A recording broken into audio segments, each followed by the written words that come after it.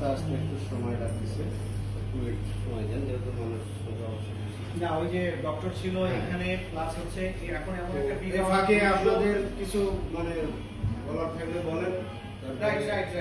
আমিও হয়তো কিছু বলবো, স্যারও কিছু বলে দেবে। আপনাদের উদ্দেশ্যে আরো কিছু বক্তব্য আসবে। আমরা তো অনেকে মনে করি না যে খুব বেড়ে যা আছে তাই হবে। আল্লাহ বলেছে রিজিক নিয়েই আমরা আসছি, আল্লাহ রিজিকের মালিক। কিন্তু তার মানে এই না যে আমরা ঘরে বসে থাকবো। ঘরে বসে থাকলে কি রিজিক হবে? তাহলে একটা উদাহরণস্বরূপ একটা গল্প তুলে ধরছি। আচ্ছা, সেটা হলো অবশ্যই জায়গা জমির প্রয়োজন আছে, পাথরের প্রয়োজন আছে, বা ওদের যে মূর্তি তৈরি করবে, মূর্তির জন্য পাথর লাগবে। তো ওরা কি করছে, মূর্তি পাথরের সন্ধানে বের হয়েছে। কিছু লোক পাথরের সন্ধানে বের হয়েছে মূর্তি বানানোর জন্য। তো অনেক খোঁজাখুঁজি করার পর পাহাড়ের পাশে হয়তো পাথর পাওয়া গেছে, সাদা পাথর, খুব সুন্দর পাথর। তো পাথরকে এরা অফার করছে যে ভাই পাথর তোমাকে আমরা নিব। তো কেন নিব ভাই?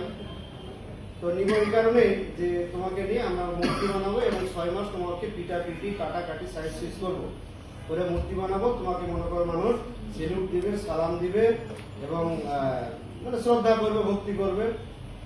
তখন সাদা পাথর ও তো একটু নিজেকে খুব গম্ভীর ভাব নিয়ে থাকে, সবাই আসে তার কাছে সেলুটে তুলে, মানে একটু তো যে না ভাই আমাকে কাটিয়া কুটিয়া বা হলো সাইজ করে ওই নিয়ে যা, আমি এটা রাজি না।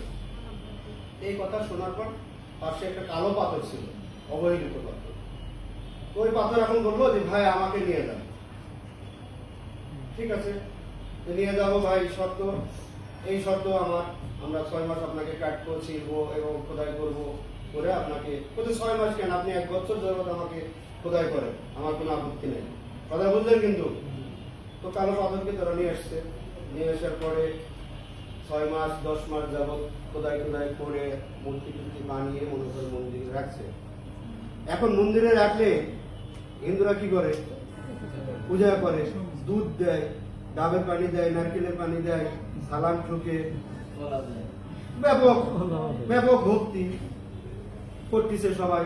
কালো পাথর কিন্তু এবার যেমন গল্প লাইনে আসছে, কালো পাথরকে সবাই দেখে ভক্তি করতেছে, শ্রদ্ধা করতেছে, সম্মান করতেছে, নারকেলের পানি তার মাথায় দিচ্ছে। তারপর যেন অতিরিক্ত লোক বেশি হয়ে যাচ্ছে, তখন মন্দির কমিটিরা চিন্তা করলো যে এই নারকেল তো আমাদের ওয়ালে ভাঙতেছে, ওয়ালটাই না জানি কবে ভাঙে যাবে। তখন তারা কি করলো যে আবার ওই সাদা পাথরের কাছে গেল। সাদা পাথরের কাছে গেছে, যাওয়ার পরে সাদা পাথরকে আবার অফার দিছে যে ভাই আপনাকে আমরা কাটবো না, ছিড়বো না, কিচ্ছু করবো না, খোদাইও করবো না, শুধু জাস্ট আপনাকে নিয়ে যা আমার মন্দিরের কাছে রাখবো।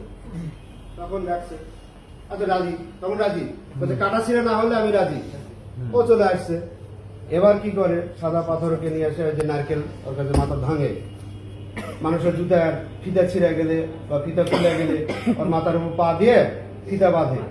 তাহলে ওর মাথায় নারকেল ভাঙছে, পায়ের জুতা বাঁধছে, জুতা ফিতা বাঁধছে, আবার লাঠিও মারছে। তখন ওই সাদা পাথর বলছে, এই কালো পাথর তুই তো আমার ওখানে অবহেলিত ছিলি, আমাকে দুনিয়ার মানুষ সেলফি তোলার জন্য আমার সাথে পাগল হয়ে যেত, আর তুই অবহেলিত ছিলি।